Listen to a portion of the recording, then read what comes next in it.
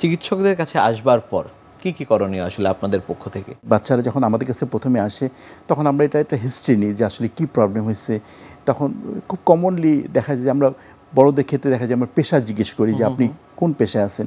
দেখা যায় সে বললো আমি ব্যাংকার, কর্পোরেট শাখায় চাকরি করি, বা আমি কম্পিউটার ইঞ্জিনিয়ার। এই ক্ষেত্রে তখন দেখা যায় আমরা বুঝে নিই যে আসলে তখন আমরা জিজ্ঞেস করি যে আপনি কম্পিউটারের সামনে কতক্ষণ থাকতে। দেখা যায় আমি সকাল থেকে একদম আমার office hour end of hour পর্যন্ত আমি কম্পিউটারের উপর ডিপেন্ডেন্ট।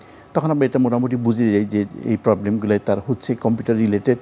তখন সেই ক্ষেত্রে আমরা তাকে কিছু ইনস্ট্রাকশন দিয়ে দিই, যেমন আমরা তার স্ক্রিনটা যে ব্রাইটনেসটা এটা একটু কমায় ফেলতে বলি। তারপরে যে স্ক্রিনের সাথে আমার যে ডিস্টেন্সটা থাকে সেটা সাধারণত 1 হাত বা 28 বা 30 ইঞ্চি সমান থাকে। তারপরে আমার চোখের সাথে স্ক্রিনের যে লেভেলটা সেটা দেখা যায় যে অবশ্যই স্ক্রিনটা যেন আমার চোখের লেভেলের যাতে উপরে না হয়, প্যারালাল অথবা একটু নিচে হয়। আর সবচেয়ে বড় কথা, তারা যখন বসবে চেয়ারে, সেই চেয়ারটা সাধারণত স্ট্রেট হতে হবে, মানে আমার পিঠটা সোজা থাকতে হবে এবং পিছনে পারলে ব্যাক রেস্ট আমরা রাখতে বলি। তাই এই টুকটাক এই ইনস্ট্রাকশনগুলো আমরা দিয়ে দিই। আর একটা জিনিস হচ্ছে আমরা 20-20-20 একটা ফর্মুলা আমরা মেনটেন করতে বলি, যেমন 20 মিনিট পর 20 সেকেন্ড সে চোখে রেস্ট নেবে। আমাকে তো কন্টিনিউয়াস আমরা স্ক্রিনের সামনে আমরা তাকায় থাকি, সেক্ষেত্রে দেখা যায় যে 20 মিনিট পর সে 20 সেকেন্ড চোখ বন্ধ করে থাকবে অথবা একটু দূরে তাকায় থাকবে 20 সেকেন্ডের জন্য। আরেকটা ব্যাপার হচ্ছে অথবা 20 মিনিট পর সে 20 ফিট দূরে কোনো একটা অবজেক্টের দিকে সে 20 সেকেন্ডের জন্য তাকায় থাকবে। এই একটা এক্সারসাইজ আমরা তাদেরকে বলি, এটাকে আমরা 20-20-20 এই রুলসটা আমরা তাদেরকে শিখিয়ে দিই।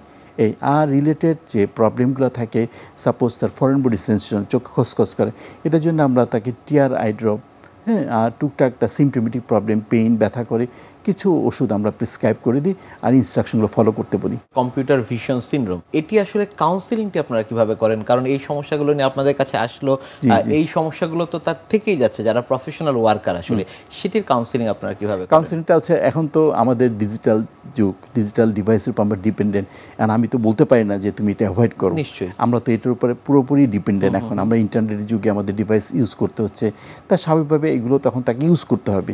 আর ইউজ করার পাশাপাশি আমি তাকে একটু আগে বললাম যে কিছু ইনস্ট্রাকশন আমরা দিয়ে দিই যে তুমি 20-20 রুলস যেটা এটা আমরা শিখিয়ে দিই, তুমি এটা মেনটেন করবা। তাকে ব্রাইটনেসটা কমায় রাখতে বলি স্ক্রিনের, আর সরাসরি এসির নিচে না বসতে বলি, হ্যাঁ, বা ফ্যান বাতাসের একটু দূরে বসে সে ডিভাইস ইউজ করবে। আর আমরা যে ল্যাপটপ, আমরা একটা নিষেধ করি, ল্যাপটপ আমরা প্রায় সময় দেখা যায় কোলের উপর রেখে ইউজ করতে, এটা আমরা নিষেধ করি। কারণ দেখা যায় যে কোলে এভাবে করে সে যখন ল্যাপটপ ইউজ করে কন্টিনিউয়াস তার পিঠটা একটু বাঁকা হয়ে থাকে এবং সে দেখা যায় লং টাইম এরকম থাকলে তার পিঠের মধ্যে ব্যথা শুরু হয়ে যায়। সেক্ষেত্রে তখন তার কাজের কোয়ালিটি কমে যায়, সে আর কাজ করতে পারে না। তো এই জিনিসগুলো আমরা তাকে বলি একটু মেনটেন করতে। বাদ বাকি যে প্রবলেমগুলোর জন্য আমরা বলি যে বছরে অন্তত একবার হলেও চিকিৎসকের শরণাপন্ন হওয়া উচিত, এই প্রবলেম, এই রিলেটেড যে তাদের সমস্যা এবং এই পেশায় যারা থাকেন। কম্পিউটার ভিশন সিনড্রোমের এই বিষয়গুলো নিয়ে আমরা আরও কথা বলবো, তবে ছোট একটি বিরতি থেকে ফিরে এসে।